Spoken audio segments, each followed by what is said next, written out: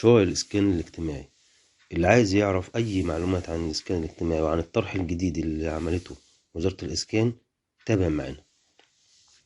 أوضحت وزارة الإسكان في بيان سابق لها إن التسجيل لحجز شقق الإسكان الاجتماعي بالمدن الجديدة هيبدأ يوم 15 يناير وهينتهي يوم 16 فبراير، ويتم حجز الشقق الإسكان الاجتماعي عن طريق الموقع الإلكتروني لبنك التعمير والإسكان، وذلك لحجز 2291 وحدة سكنية. إيه بقى هي الأماكن؟ هنعرف مع بعض الأماكن.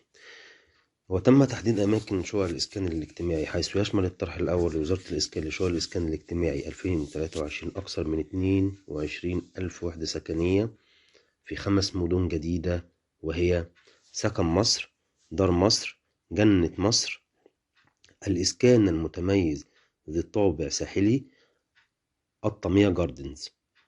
تمام.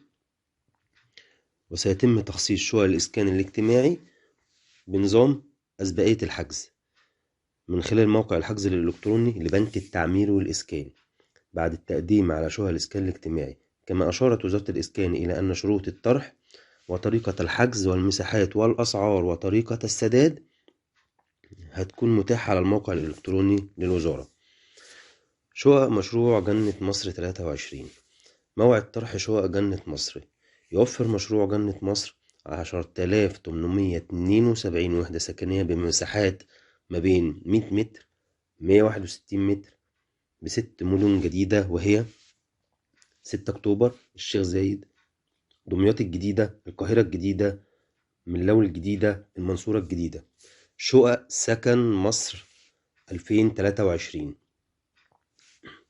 شقق سكن مصر 8660 وحدة سكنية لتقديم شقق الإسكان الاجتماعي بمساحات تتراوح ما بين 106 متر و133 متر، وتتوفر في 11 مدينة جديدة، وهي أكتوبر الجديدة، القاهرة الجديدة، العبور الجديدة، حدائق أكتوبر، المنيا الجديدة، الشروق، المنصورة الجديدة،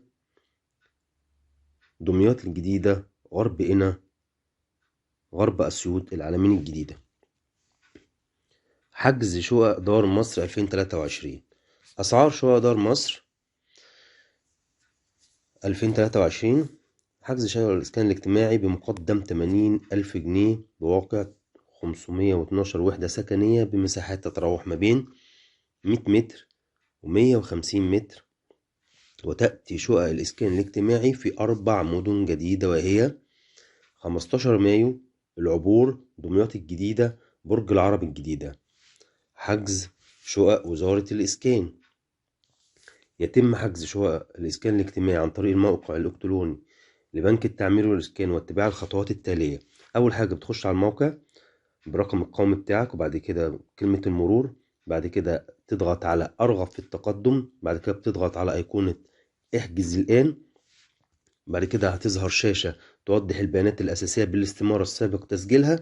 هتظهر شاشة تمثل بيانات الوحدات المتاح الحجز عليها مرتبة على النحو التالي: المحافظة، بعد كده المدينة، بعد كده المنطقة، بعد كده نوع الوحدة، بعد كده رقم العمارة، بعد كده رقم الوحدة. الضغط على مفتاح تأكيد الحجز مع إمكانية طباعة كامل بيانات الاستمارة.